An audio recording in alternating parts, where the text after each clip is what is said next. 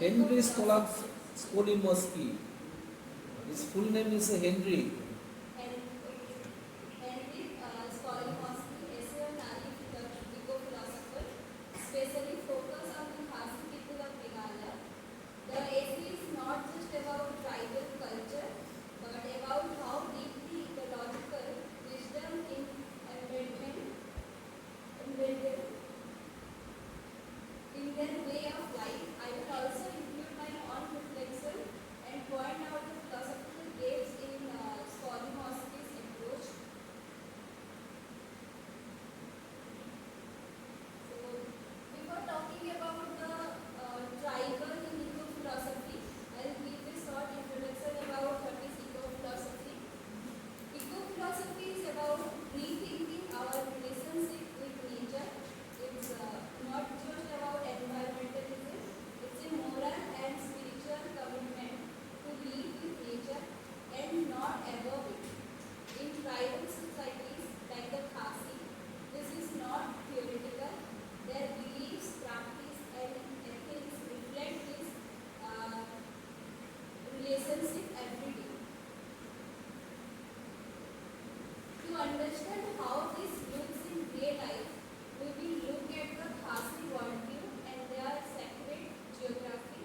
So the Khasi live in Meghalaya, a region filled with forest, river, and hills they consider sacred. Instead of temples, nature itself is divine. Trees and groups are seen as places where God exists. This worldview protects nature not through law but through reverence. So let's look at one specific example of this reverence in action. Law Leonto. Law Leonto is sacred forest. The community believes it's the place of divine force. One does not just walk in, you ask permission. This idea of spiritual respect replaces formal ritual. The forest survives because of this cultural protection, not government policies. But it's not just about one forest. This mindset extends to how they treat nature as a whole. In the Khasi way of life, river, forest, and even rocks are sacred.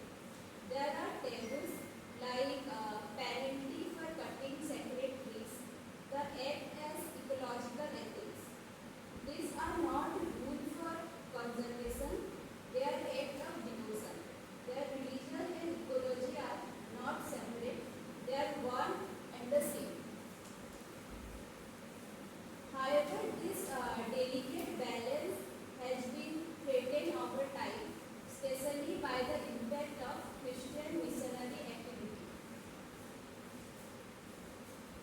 Skolimowski strongly critiqued Christian missionary efforts in the Khasi Hills. Sacred groups were desecrated and traditional beliefs were dismissed as superstition. Christianity promised economic benefits, but often at the cost of tribal identity. Some new converts even got sacred trees to prove their loyalty to the new faith. But while Skolimowski is right to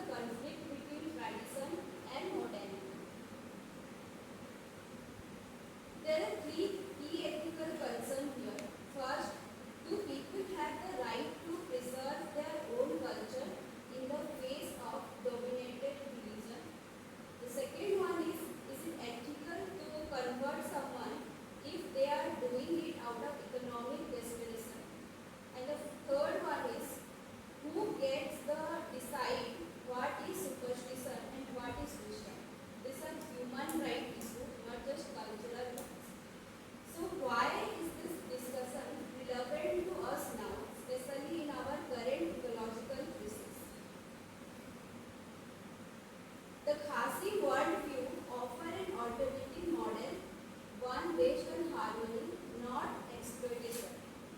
Worshipping God in the rock, the brook, and the forest teaches us that spirituality does not have to mean dominated over nature.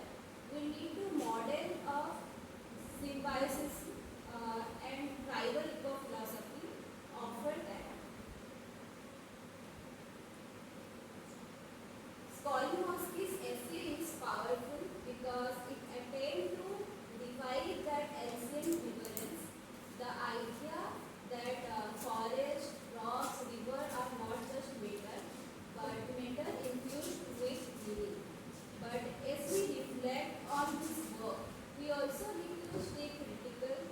We cannot simply idolize the tribal worldview or completely demonize Christianity. Real tradition has complexity, contradiction, and evolution. Ultimately, what we need is a deeper dialogue between indigenous wisdom and modern challenges, between spiritual reverence and ecological excellence. That's how we move forward, not by choosing one over the other, but by learning from both. This is a reference.